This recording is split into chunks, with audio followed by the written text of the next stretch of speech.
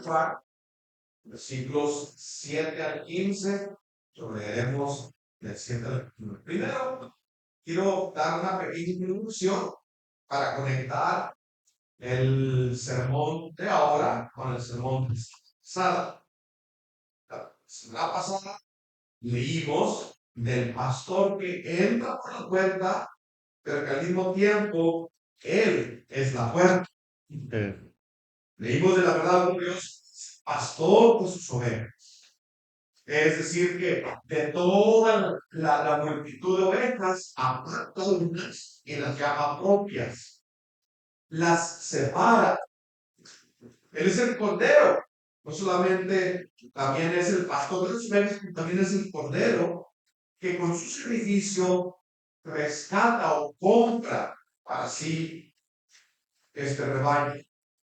Luego vimos la voz del pastor que las llama y las separa, y las que separa él, escuchan su voz, pueden identificar su voz y pueden diferenciar entre la voz del pastor y los falsos pastores. ¿Recuerdas que el enemigo trabaja de esta manera? Por adentro de la iglesia, es decir, que se disfraza de pastor, se disfraza de iglesia cristiana. Y aquí está la sabiduría. Poder escuchar su voz, poder diferenciar, esta no es la voz del pastor. Pudimos ver entonces que no solamente la voz que dirige las ovejas, él, él es el verbo que estaba con Dios y que era Dios. En nuestra manera de estudiar las escrituras, lo que llamamos teología reformada, ponemos a Cristo en el centro del relato bíblico. Es lo que nos hace o nos separa del resto del mundo evangélico. Las escrituras hablan de un hombre, Cristo Jesús, del mediador entre Dios y los hombres, solo Cristo, de un sacerdote, solo Cristo, de un hijo, solo Cristo, de un camino, es Cristo, de una puerta, es Cristo, de un pastor, es Cristo, de un hombre sin pecado, ese es Cristo, un justo, es Cristo inocente, puro, limpio, enviado, escogido por Dios y enviado, es Cristo. Así que podríamos ir desde Génesis hasta Apocalipsis. Y la manera correcta de interpretar la escritura es que tienes que encontrar a Cristo en cada figura, en cada ritual, en cada historia, en cada personaje. Nos habla de Cristo. El resto del mundo entonces van a las escrituras para encontrar qué Dios promete darme. No van allí para buscar a Cristo y encontrar a Cristo. Van a las escrituras y van para promoverse ellos mismos, buscando su propia gloria, o buscando la gloria que nos han engañado. Pero no buscan exclusivamente la gloria de Cristo. En su propia locura, en su esquizofrenia, esconden sus propósitos turbios, es decir, se presentan a sí mismos con la máscara de que presentan las grandes verdades de la Biblia. En realidad, lo que están haciendo es que esperan el aplauso de los que los escuchan. Como una artista que está pagado por un sueldo, que va y se presenta habiendo recibido la paga para montar un espectáculo, espera el aplauso de los que oyen. Así estos falsos pastores se encuentran por multitudes, aún dentro de los que reclaman ser bautistas reformados. No es extrañarnos, pues, no debe extrañarnos, pues, ver conferencias del pastor Sonuso, una aberración del principio regulativo, que nos indica que Dios exige ser adorado, pero que debe ser adorado en la forma en que Él lo ha prescrito. Adoramos como Él ha ordenado. ¿Y cómo ha ordenado el Señor ser adorado? Si tú vas al Nuevo Testamento, todo el Nuevo Testamento está escrito en el contexto de una iglesia local. no de un conjunto de iglesias, no de un pastor que está por encima de 10 o 15 congregaciones. Las cartas de Apocalipsis, cada una de ellas está escrita a un pastor de una iglesia local. Ninguna tiene autoridad sobre las otras. Así es que entonces el servicio al Señor, todo gira alrededor de una congregación local con un pastor local. Cualquier cosa diferente a esto es una torcedura del principio que nos regula. Una puerta, un pastor, una voz, un rebaño, una sola forma correcta de adorarlo, como Él lo diseñó. Cualquier otra manera, entonces, aunque parece que prospera, no agrada al Señor. Eso se llama pragmatismo, es decir, Señor, es decir, tenemos la iglesia llena. Entonces hay que seguir por ese camino. Quiero que haga gente. Pero si tú eres una predicación bíblica, Cristo ser, entonces que no venga. Sencillo. Debe ser Cristo la atracción principal de la reunión de ahora. Tú escogiste apartar este tiempo de tu vida para venir a la iglesia, para adorar a Dios. Sería una locura entonces sentarte y escuchar chistes e historias o entretenerte una hora en cualquier otra cosa que no sea un llamado a la adoración a Cristo solamente. La semana pasada vimos así, una puerta, un pastor, una voz, un cambio. Ahora veremos el efecto detrás de cada una de estas situaciones. Que obtienen o cuál es el efecto que hace en la vida de aquellos que cruzan por esa puerta. ¿Qué efecto hace en la vida de aquellos que escuchan esta voz de este pastor? ¿Qué efecto hace en la vida de aquellos que son guiados por el pastor del rebaño, que han entrado por la puerta? Entonces dividiríamos como de esta manera. Vida abundante. La primera causa o el efecto de entrar por la puerta establecida es vida abundante. Vida abundante el Señor ofrece. Vida abundante de día en día. Versículos del 7 al 10.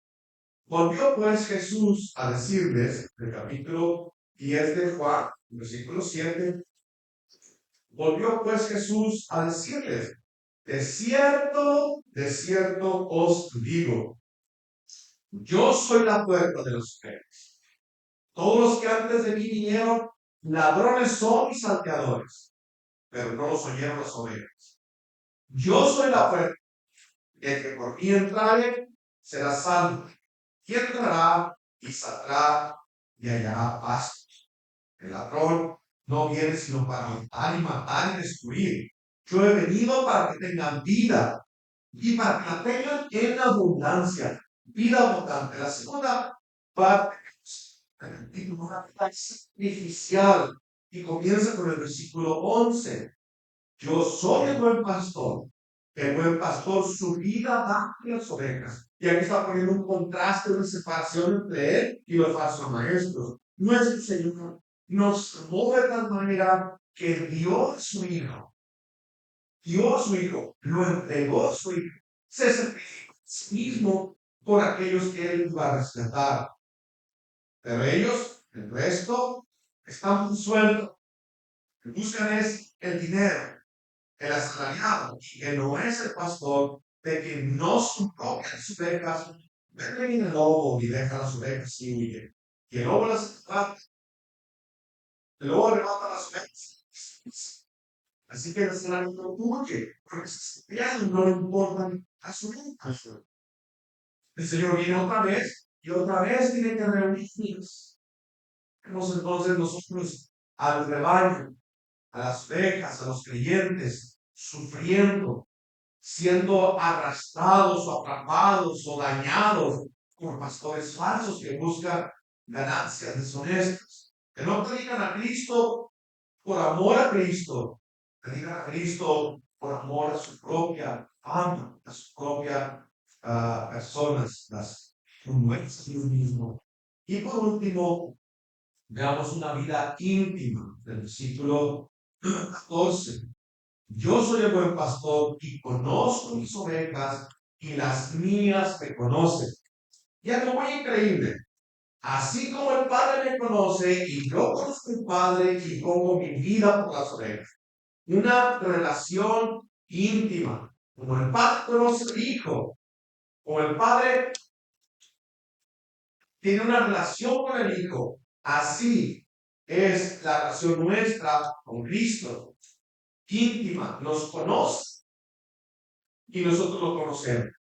Pero en esta parte usted tiene que entender que si nosotros conocemos a Cristo, tiene que ser único que Él se ha dado a conocer a nosotros. Nosotros no queríamos conocerlo, ni queríamos buscarlo, no teníamos interés. Él nos empezó a llamar, Él nos llamó la atención, Él puso las cosas de tal manera que nos pusimos y entonces nos mostró quién es Él. Él se da a conocer para que nosotros lo conozcamos. Esta parte, vida abundante. ¿Recuerdan ustedes que en el capítulo 10 el Señor o Juan, el evangelista, en el capítulo 10, versículo 6, dice que esta es una alegoría? Y una manera de leer la Biblia que es alegorizando. Pero hay muchos pastores o maestros que exageran o violan el principio regulativo alegorizando lo que la Biblia no alegoriza. Entonces, el principio que nos restringe es que alegorizamos lo que la Biblia alegoriza, no lo que se me ocurre. ¿Me explico? Para que me entienda bien. Si el Señor no nos hubiera dicho que esta es una alegoría, entonces no habríamos llegado a la conclusión que es la puerta, o que es el camino, o que es un rebaño, o que es un redil. ¿Qué representa? Podría representar mil cosas. Pero el Señor ahora nos dice que esta es una alegoría y ahora nos va a dar la aplicación de esta alegoría. ¿Qué es una alegoría? La Real Academia Española, ficción en virtud de la cual un relato o una imagen representan o mire, más o menos así. Y lo he leído yo, literalmente lo conozco. Salmo 23. El Señor es mi pastor, nada me falta. Oh, el Señor es un pastor, nosotros somos unas ovejas. Entonces este señor se fue al campo a ver cómo canta el pastor un rebaño de ovejas. Y lo saca 100 maneras en las que el pastor trata con el rebaño. Bueno, está yéndose más allá de lo que la Biblia dice. La manera en que debemos o entender el Salmo 23 es explícitamente lo que el Salmo 23 nos dice. No afuera de la Biblia para ver cómo se lleva el pastor con un rebaño, literalmente con ellos. Para poder entender el Salmo 23, tienes que entender la Biblia se interpreta a sí misma, es la definición que quiero llegar. Entonces debemos recordar esto. Para interpretar correctamente las escrituras, es decir, alegorizamos lo que la Biblia alegoriza, no lo que la Biblia no alegoriza. Si tiene una alegoría o una parábola, tenemos la explicación de esa parábola o alegoría. No podemos irnos afuera de lo que la misma Biblia nos explica, qué es lo que está diciendo. ¿Quién es la puerta? Bueno, la puerta estamos aquí. Ahora, definitivamente, la respuesta clara en el versículo 7 del capítulo 10. De cierto les digo, yo soy la puerta de las ovejas. ¿Quién es la puerta? Cristo. Cristo es la puerta. Jesús dice, entró por la puerta, es decir, Cristo es la única persona en toda la historia de la humanidad que concuerda con el testimonio que dan las Escrituras. Cristo es el único que identifica la Biblia como el enviado de Dios. No hay otro hombre que pueda ser identificado como el objeto del que hablan las profecías. Él entra por la puerta. Es decir, que la Escritura nos dice quién es Jesús. Pero es tan íntima la relación de la profecía y Cristo que es Él la puerta. Él es la puerta, pero Él es la puerta. También implica que es inútil, que de nada sirve dejar a Cristo. ¿Por qué? Porque no es una puerta. Cristo es la puerta. Todo intento entonces de acercarse a Dios de cualquier otra forma está no solamente prohibido, sino que tienes que darte cuenta que es inútil. Escuche bien, aún en la pregunta, ¿cómo es que oramos correctamente? Si alguien te pregunta, ¿cómo podemos orar? La respuesta es, ¿y quién te dijo a ti que tú eres digno de hablar con Dios? ¿Quién te dijo a ti que Dios te va a escuchar? ¿De dónde sacas esa conclusión? ¿Cierto? Aparte de Cristo, mis hermanos, no hay forma de acercarse a Dios. Ni hay forma de hablar con Dios. Es un atrevimiento quererse acercar a Dios porque se te ocurrió una necesidad. Es en Cristo. Es en Cristo la única manera de que podemos acercarnos a Dios. Hechos 4:12 dice, en ningún otro hay salvación. Porque no hay otro nombre bajo el cielo dado a los hombres en que podamos ser salvos. Hechos 4:12. Es exclusivo. ¿Se acuerdan que yo les hice énfasis esta palabra? Exclusivo, no inclusivo.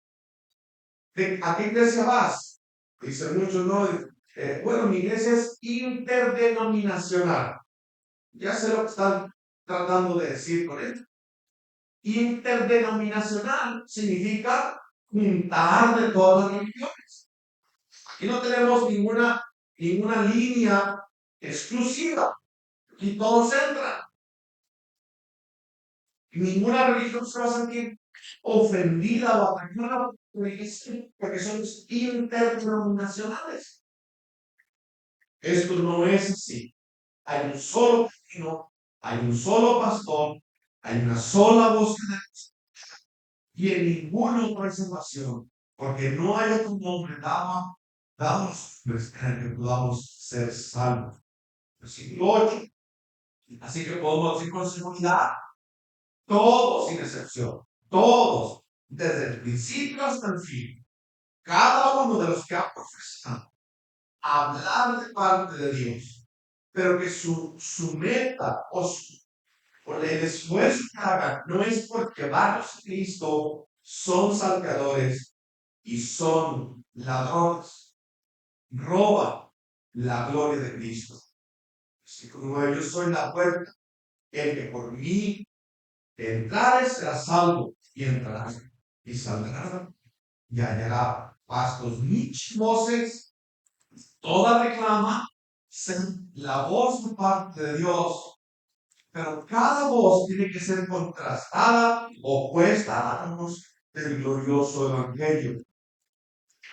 Sus ovejas no escuchan a otro. Otra vez tenemos una explicación clara de la Biblia. Los que se desviaron, los que no entraron por la puerta, esos son los que escucharon a los ladrones o impostores. Como claro final es no entran sus ovejas. No es otros, por eso escuchan otras voces. No les satisface la predicación central en Cristo. Ellos necesitan más. Y esto es prueba de que están escuchando voces extrañas que no tienen nada que ver con la escritura. Me gustó mucho como la puso Woody Bachman. ¿Se acuerdan de ese dicho? Dice, se levantan el domingo en la mañana y van a la iglesia con una Biblia que necesitan una memoria para llevar. Se ponen la Biblia en sus piernas y sacan el lápiz y el papel para hacer notas. Y no se dan cuenta que el sermón no tiene nada que ver con lo que están leyendo. Así de cierto. Entonces, este consuelo para nosotros no es pequeño. Es decir, las que son de Él sí van a escuchar su voz. Las que son de Él sí van a creer su voz. Sí van a entrar por la puerta. Entonces, cuando vemos las multitudes, cuando vemos en la prosperidad de otras congregaciones, no debemos vacilar. No debemos dudar ni por un momento. Más bien debemos tener temor y temor que Dios permita tantos discriminadores y tantos engañados. El gran conflicto acá nos lleva a esta pregunta. ¿Cómo sabemos nosotros que estamos escuchando la voz del pastor? ¿Cómo sabemos del Hijo de Dios? ¿Cómo si estamos caminando en el camino correcto? Porque por naturaleza no somos hijos de Dios. Por naturaleza somos más bien como bestias. Sin razón no entendemos. Nacemos todos enemigos de Dios. ¿Cómo sabemos que estamos escuchando la voz? ¿Cómo sabemos que pertenecemos al rebaño? Por su palabra. Su palabra teníamos nuestras propias y reuniéndolas. Regresamos entonces al principio con la Biblia. Solo por la Biblia. La escritura solamente. Por la Biblia solamente. Por eso la insistencia, por favor, mis hermanos, escuchen los audios que envía el hermano Frank cada mañana. Deberíamos haber terminado de escuchar la Biblia entera cada año. Necesitamos la Biblia en la cabeza. Para que eso es lo que va a usar el Espíritu Santo, para llevarla de la cabeza al corazón. Porque la profesión no es irrazonable. Entra aquí, verás, con realidad. La entiendo y entonces la creo. Primero entonces la vivo. Es la secuencia correcta. Nuestra fe no es ciega. No es, el pastor me dijo. O qué es lo que creo que la iglesia crea. Esa no es la manera. Esa es la religión de los paganos. Que se sientan ante alguien que alguien más les explique. Ellos no tienen la intención de ser convencidos por Dios y por la palabra.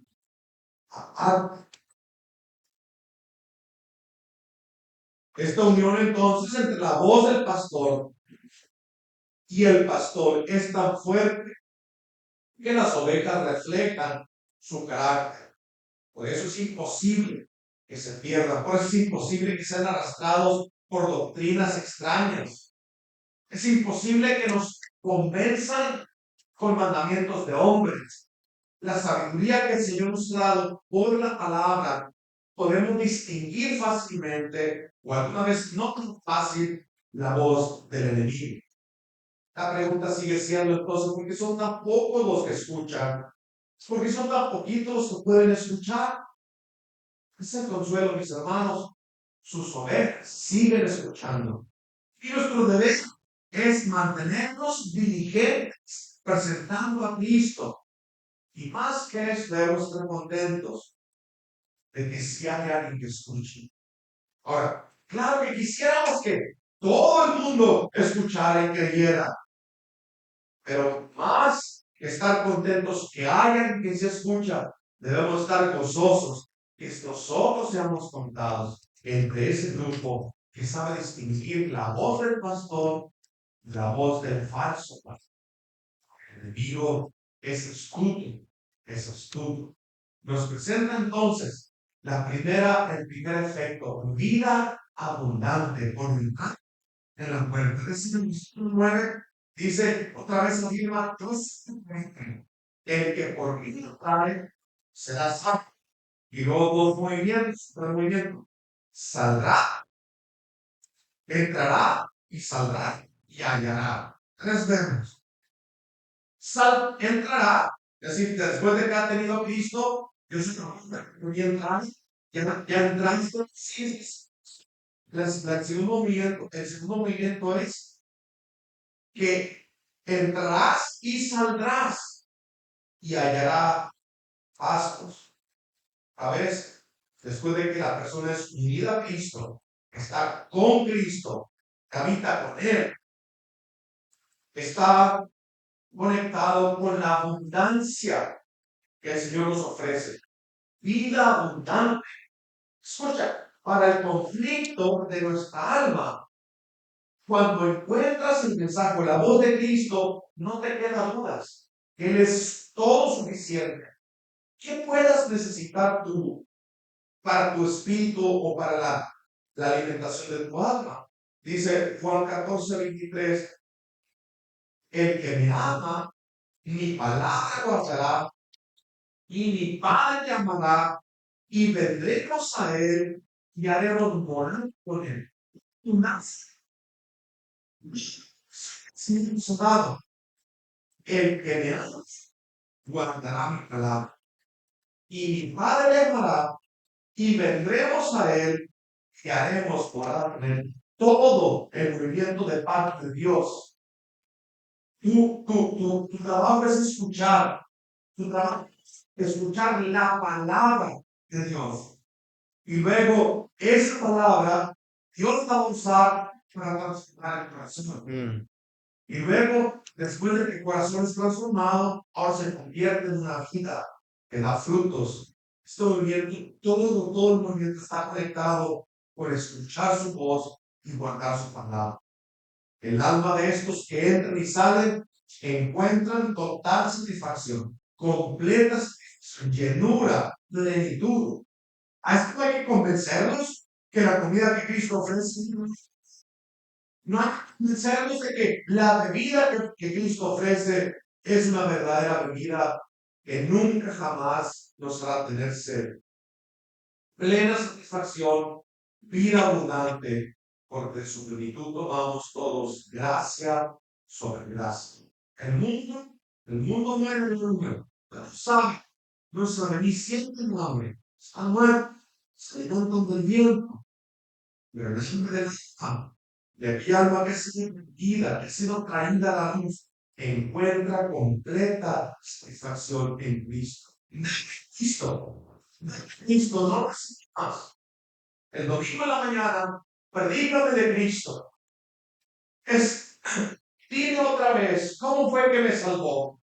Dime otra vez, ¿cómo fue que pagó el precio de mi pecado? Dime otra vez, ¿qué ha prometido? Ha prometido guardarnos en medio de este mundo cruel y ha prometido llevarnos a un más allá de la tumba y seguirá siendo Señor glorioso. Salmo 16:11 dice que nos mostrarás la senda de vida. Porque en tu presencia hay plenitud de gozo. Delicias a tu diestra para siempre. Está hablando de una vida abundante. Es abundante que en esa. Y es abundante porque es el pan de la vida. Él satisface las sedientas y hambrientas. Es abundante porque hemos sido adoptados en la familia de Dios. Es abundante porque la muerte puede separar del amor de Dios que es en Cristo Jesús. Es abundante porque somos guardados. Pero sobre todo es abundante porque es el fruto de una vida que se ofreció con sacrificio. Vida abundante.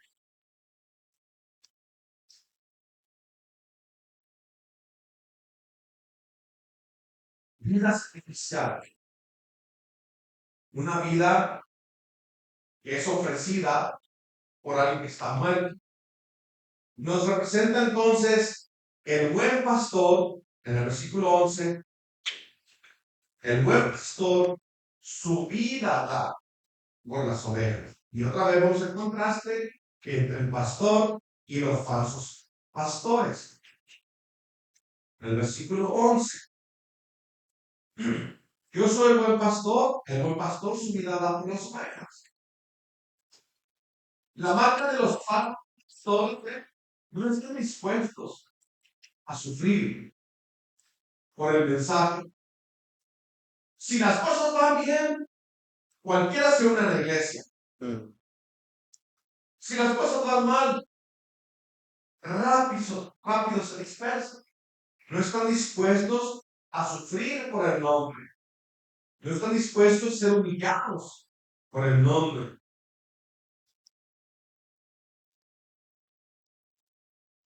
Sobre todo,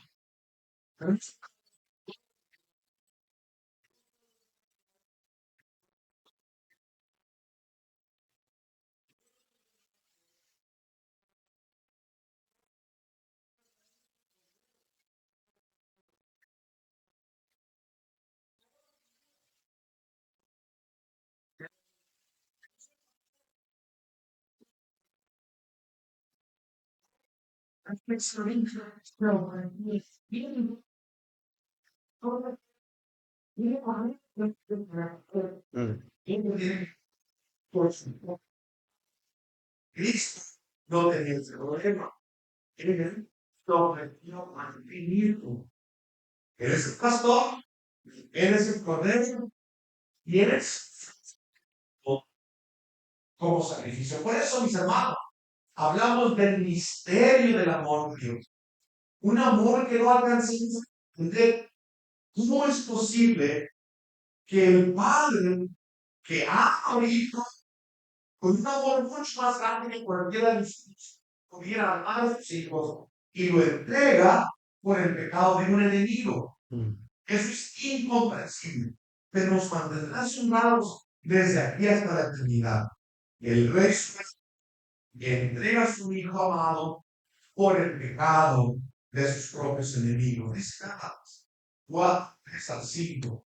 Gracia y paz sean ustedes de Dios el Padre y de nuestro Señor Jesucristo. Y lo fíjense bien, escuchen, el cual se dio a sí mismo por nuestros pecados, para librarnos conforme a la voluntad de nuestro Dios y Padre, a quien sea la gloria por los siglos de los siglos. Qué hermosísimo. Tengo que leérselos otra vez. Escuchen, escuchen bien. Gracia y paz. En este orden. Gracia y paz. No paz y gracia.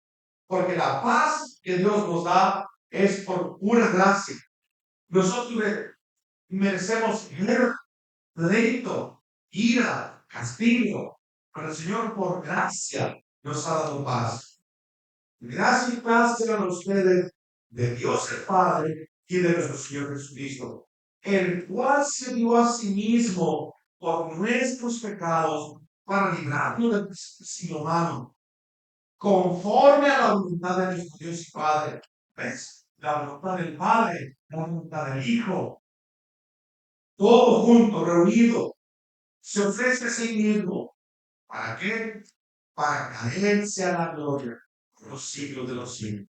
Y luego Gálatas 2:20. Acá dice por nosotros. Pero Gálatas 2:20, Pablo dice, está bien, si Cristo vino y dio su vida por todas sus ovejas, pero lo dio por mí. Escucha Gálatas 2:20. Con Cristo estoy juntamente crucificado y ya no vivo yo, más Cristo vive en mí. Y lo que ahora vivo en la carne, Dios, el cual me amó, tiempo pasado, me amó y se entregó a sí mismo por mí. Qué gloriosa verdad es esta. Un amor que se sacrifica, un amor que ocupa el lugar de un culpable para librarlo, para ofrecerle salvación. 12 y 13. Aquí está el contraste más extrañado. Y que no es el pastor, de que no son propias las ovejas, debe el lobo y deja las ovejas y huye. Y el lobo arrebata las ovejas y las dispersa. Así que el asalariado huye porque si es asalariado, si no hay más pago, si no hay más dinero, ¿qué hace como el pastor? huye porque se sale a salir. No le importan las ovejas. Es terrible, ¿verdad? Terrible, ¿verdad? Ahora, fácilmente podremos desviarnos, ¿verdad? Y poner mucha atención ahora en estos falsos pastores.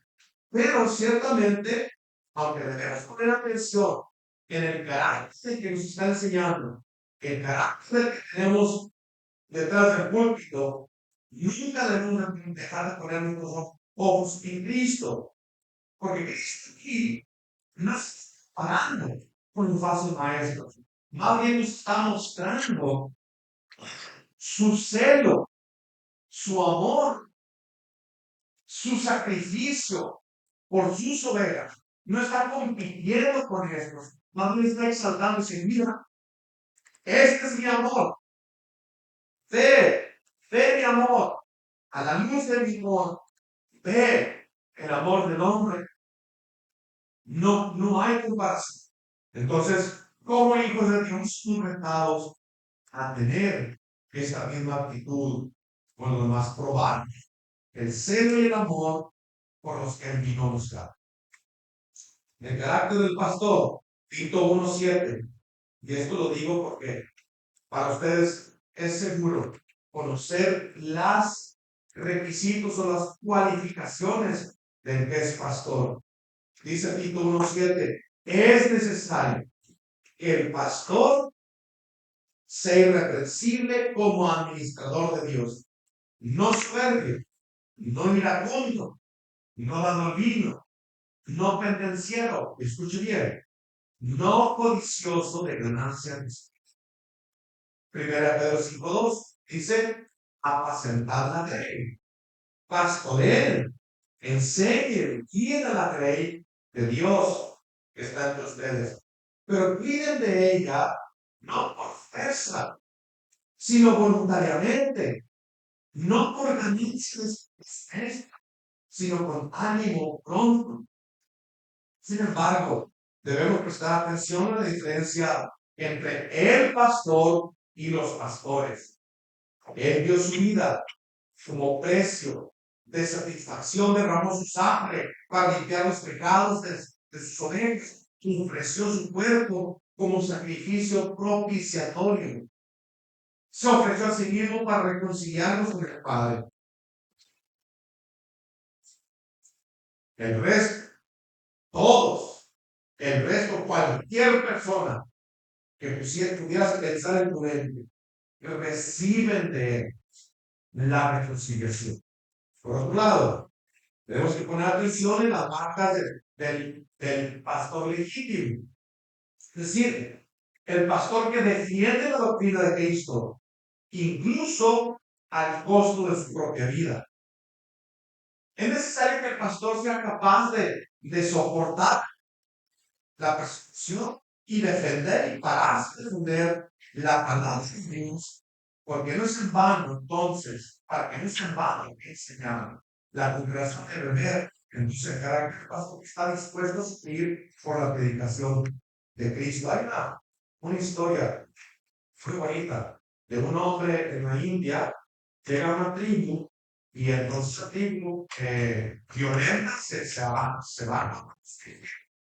Y entonces, los americanos dice que se tienen que ir inmediatamente, si no, los van a matar a todos. El jefe de la tribu manda quemar todos los vivos que trajeron los cristianos. Ellos se fueron. Después de un tiempo, uno de ellos cuenta al pastor que se estaba preparando para regresar a predicar el evangelio a su tribu. Entonces los amigos le dijeron que estás loco, que no te acuerdas de la amenaza.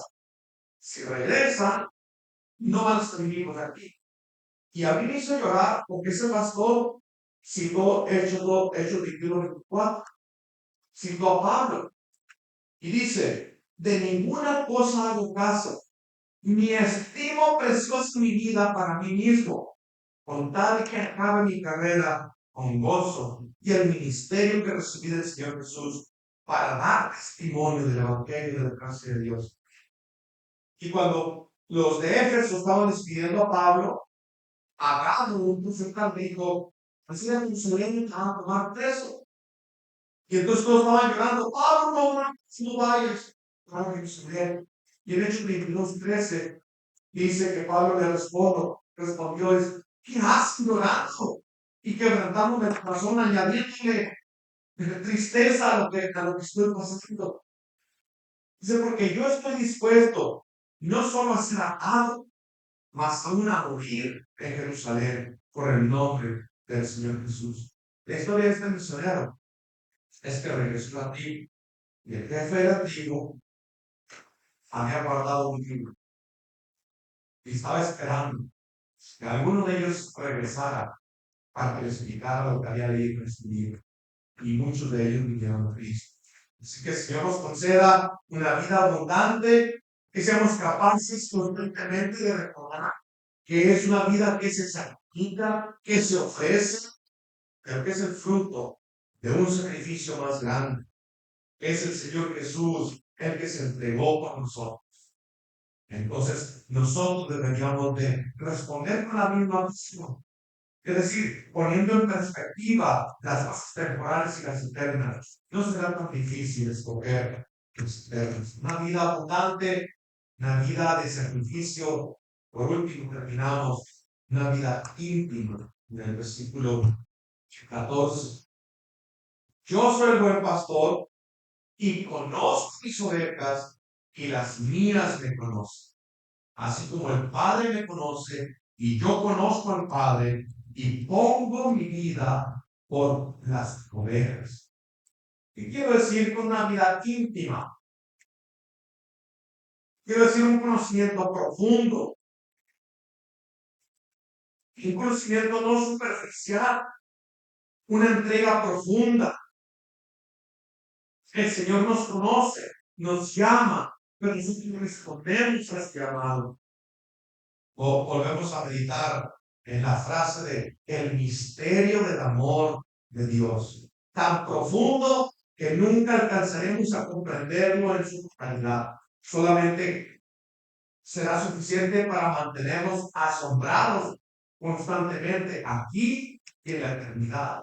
En la eternidad seguiremos cantando que Él, por alguna razón desconocida a nosotros, quiso voluntariamente, libremente amarnos y rescatarnos, pagar el precio de nuestro rescate y unirnos en una familia, en una congregación. En la eternidad seguiremos entonces cantando este amor que nos lleva de una relación de bestias, de enemigos, a una relación de ovejas y un pastor rica en misericordia, rica en bondad, rica en cuidados, pero también una cercanía que escapa a los cabezas. Yo soy el buen pastor, conozco los ovejas. Si el Señor no hubiera añadido más, hubiera dicho, es claro, es Dios, Él nos conoce. Pero esta frase, y las mías me conocen, piensa un poquito conmigo. Nuestra mente solo nos alcanzaría para entender que Dios conoce todo, pero que nosotros podamos conocerlo a Él implica que Él se ha dado a conocer. En una relación de amistad, si tú tienes una persona en la que tú estás interesado, ¿cierto? Te presentas. Entonces, bueno, mi nombre es Salvador, mira, soy trabajador en la construcción, estoy listo para tener esposa, tengo años y años buscando una esposa, tengo un lugar para darle, eh, trabajo mucho. Entonces, la mujer dijo, sí, estoy dispuesto a aprender, tengo que dar, no, sí. ¿Cierto? Yo descubro mi corazón. Es lo que soy yo, enamorando, doña Juanita. El Señor hace lo mismo con nosotros. Él nos dice quién es Él, nos dice cuáles son sus intenciones, nos enamora. Es la manera en que nosotros decimos, no conozco. Qué gloriosa verdad es esta. Que Él nos conoce esta parte. Para que nosotros lo conozcamos, a Él implica que Él tuvo que descubrirse delante de nosotros, revelarse. a nosotros para que pudiéramos amarlo. Nos enamoró diciéndonos quién es Él. Todo comienza y todo termina en Cristo. ¿Conoces a Cristo? Si conoces a Cristo, conoces a Dios. Amas a Cristo. Si amas a Cristo, amas a Dios. También significa que hay muchos que no lo conocen. Y uno de los textos más terribles que alguien pudiera escuchar es Mateo 7, 21 al 23. No todo el que me dice Señor, Señor, entrará en el reino de los cielos, sino el que hace la voluntad de mi Padre. ¿Y cuál es la voluntad del Padre? Que tú vengas a Cristo. Muchos dirán en aquel día, Señor, Señor, pero yo predicaba, era el pastor de la iglesia, hablábamos en tu nombre, echábamos fuera demonios, se han olvidado. Dice el Señor, entonces le declararé, nunca los conocí, apártense de mí, malditos hacedores de maldad. No es que el Señor no los conocía como personas, Él conoce a cada uno. Lo que el Señor está diciendo acá es, ustedes nunca tuvieron una relación personal íntima conmigo. Ustedes nunca me conocieron. Yo los desconozco a ustedes como hijos. Esta relación nunca tuvimos tú y yo. No tuvimos intimidad. No tuvimos acercamiento. Y terminamos con el versículo 15. Yo soy el buen pastor y conozco mis ovejas y las mías me conocen. Así como el Padre me conoce y yo conozco al Padre y pongo mi vida por las ovejas. El versículo 15 es el lenguaje del mediador. Todo nos apunta a alguien que está entre yo y Dios. Yo imposibilitado de llegar a Dios o conocer a Dios, pero este que está en medio me lleva a Dios.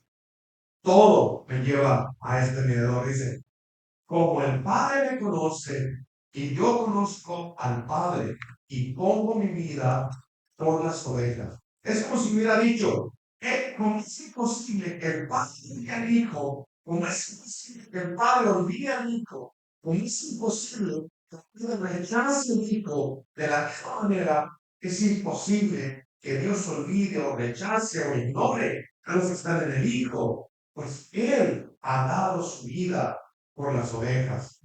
Así como el Padre me conoce, yo lo conozco. Así es imposible que ustedes sean separados de Dios, porque He puesto mi vida por ustedes. Gloriosa vida, llena, abundante, plena. Una vida que nos fue dada por el sacrificio de su Hijo amado. Una vida maravillosa que nos ha puesto en comunión con el Padre y con el Hijo por el poder del Espíritu Santo. Vida abundante, vida sacrificial, vida íntima. Vamos a orar. Gracias, Padre, otra vez por tu palabra. Gracias por enseñarnos entonces estas verdades, imposibles para la mente humana, pero Señor, tú nos las has revelado por tu palabra, por la luz del Evangelio, por la luz que el Espíritu Santo nos ha dado para poder conocer a tu Hijo, en el cual se cumplen todas las promesas, en el cual tenemos todas las promesas o disfrutamos de las bendiciones de ellos. Permite, Padre, permite que esta congregación ponga sus ojos en Cristo solamente, revelado en las Escrituras solamente, por gracia y misericordia solamente, para que toda la gloria sea para ti solamente. Glorifícate pues otra vez, Señor, te lo rogamos en el nombre